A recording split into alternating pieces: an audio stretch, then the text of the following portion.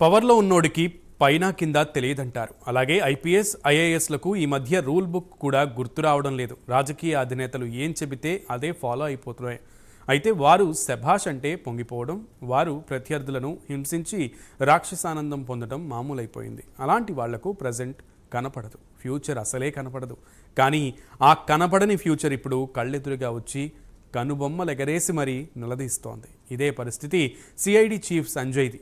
ఆదేశాలు రాగానే వెనక ముందు చూడకుండా చంద్రబాబును అరెస్టు చేసి చాలా ఎక్కువే చేశారు. ఆ ఎక్కువకు ఏమాత్రం తక్కువ కాకుండానే రియాక్షన్ ఉంటుందా? ఇప్పుడు take a look.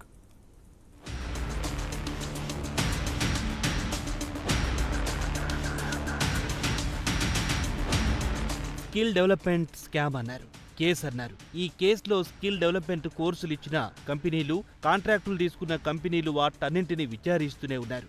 All of sudden one day డైరెక్ట్గా నంద్యాలలో ఉన్న చంద్రబాబును అరెస్ట్ చేశారు. ఎందుకు ఏంటి అనేది అడిగినా సమాధానాలు లేవు. Case, arrest. ఆ కేసు ఏంటో కూడా చెప్పలేదు. కానీ అరెస్ట్ చేస్తారని, ఇలా చేస్తారని టీడీపీకి ముందే సమాచారం ఉంది కాబట్టి చంద్రబాబు పెద్దగా ఆశ్చర్యపోలేదు. అందుకే అన్నీ అడిగాక ఇక పోలీసులకు సహకరించారు. కానీ కావాలని చంద్రబాబును వెహికల్ ఎక్కించి తీసుకెళ్లారు. రోడ్డు మీద ఆందోళన జరుగుతున్నా వాటిని క్లియర్ చేయకుండా, లేట్ అవుతున్నా లెక్క చేయకుండా అర్ధరాత్రి విజయవాడ చేరారు. అక్కడ విచారణ పేరుతో ఆ అర్ధరాత్రి హంగామా చేశారు. తెల్లవారుజాము దాకా ఈ తతంగం నడిపించారు. అంటే కావాలనే చంద్రబాబును నిద్రపోనీయకుండా చేసి రాక్షసానందం పొందారు.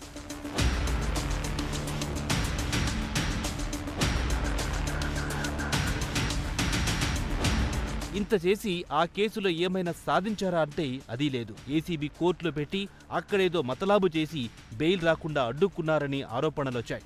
ఆ తర్వాత హైకోర్టు, సుప్రీంకోర్టుకు వెళ్లాక కానీ బెయిల్ రాలేదు. ఈలోపు అవతల మెగాంబో గారి ఈగో సాటిస్ఫై అయిపోయింది.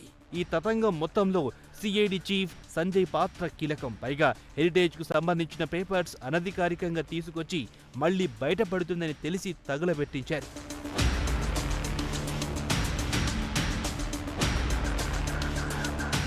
మార్గదర్శి విషయంలోనూ ఇదే ఓవర్ యాక్షన్ సంజయ్ చూపించారు.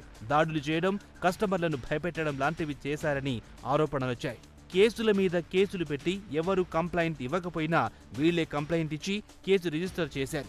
మార్గదర్శి ఇక మూసేయాల్సిందే అనేదాకా వెళ్లారు. రామోజీరావు, ఆయన కోడలిని కూడా అరెస్ట్ చేయడానికి ప్రయత్నించారు. వారు కోర్టుకు వెళ్లి ఆదేశాలు తెచ్చుకుని ఆపగలిగారు. కానీ ఈ ఎపిసోడ్లో సంజయ్ చాలా దూరం వెళ్లారు. హైదరాబాద్లో ప్రెస్ మీట్లు పెట్టి కావాలని మార్గదర్శిని బద్నాం చేయాలని తీవ్రంగా ప్రయత్నించారు.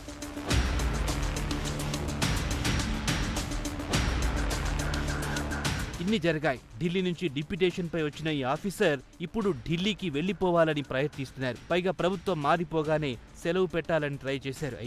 అయితే సెలవు కుదరదని తేల్చి చెప్పేశారు పై అధికారులు. అది కూడా చంద్రబాబు ఆదేశాలతోనేనని తెలుస్తోంది. నేనేం చేస్తానో మీరు చూస్తారని ఒక ఇంటర్వ్యూలో చంద్రబాబు చెప్పారు కూడా. మరి ఇప్పుడు సంజయ్ని ఏం చేస్తారో చూడాలి మరి.